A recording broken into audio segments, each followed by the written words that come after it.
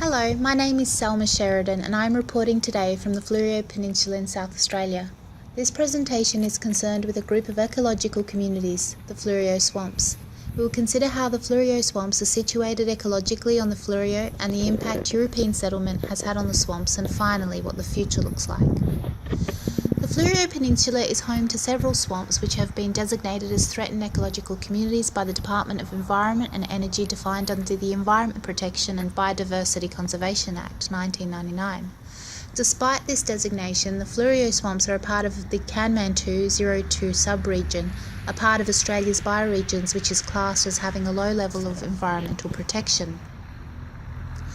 The Fleurieu Swamps are set within a region that is primarily agricultural, although there are a number of townships and also the southern suburbs of Adelaide which fall within its boundaries. The swamps sit in the low parts of the topography and receive all the runoff water. As such, any pollutants or changes in the constitution of the runoff water affects the swamps. Changes in the surrounding environment have also changed the volume of water flowing into the swamps. The volume of runoff water and the agricultural practices affect the quantity of sediment flowing into the swamps. It is for this reason that the swamps are a good indicator of the regional ecological health of the Fleurieu Peninsula. In addition, the swamps clean and filter the water for those areas that are further downstream. The swamps aren't just at low altitudes, they are located in the lower topography higher up in the hills. This means all through the regional ecology we find the swamps playing their part. Europeans arrived and settled on the Fleurieu in the early 19th century, started their agriculture and built towns, affecting the water quality and the water flows and consequently altering the ecology of the swamps. As a result of these changes in the water, the vegetation in and around the swamps was changed, and a number of species of animals have become endangered. The endangered species include the Mount Lofty southern emu wren, the Yarra pygmy perch, the southern brown bandicoot, and the swamp rat. This wetland system located in Mount Compass is a good example of a higher altitude swamp system, and as can be seen here, the swamp is surrounded by agricultural lands with pastures, primarily dairy and grazing animals, but also adjacent to the swamp is the township of Mount Compass with all the associated runoffs from an urban centre. These include the stormwater runoff that can cause flooding and can contain contaminants from roadways such as oils and chemical residues.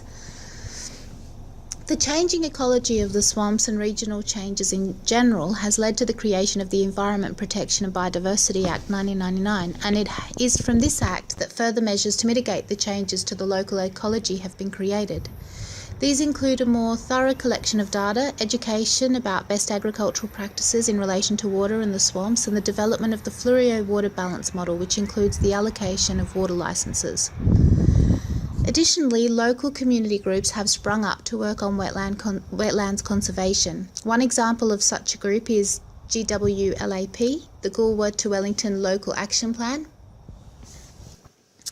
The swamps of the Fleurieu are an excellent example of the negative effects that development and changes can have on local ecological communities.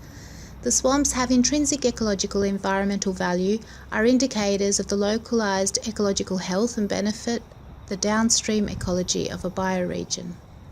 Efforts to mitigate damage have been implemented, but without continued government support and localised action, the swamps will continue to suffer and decline.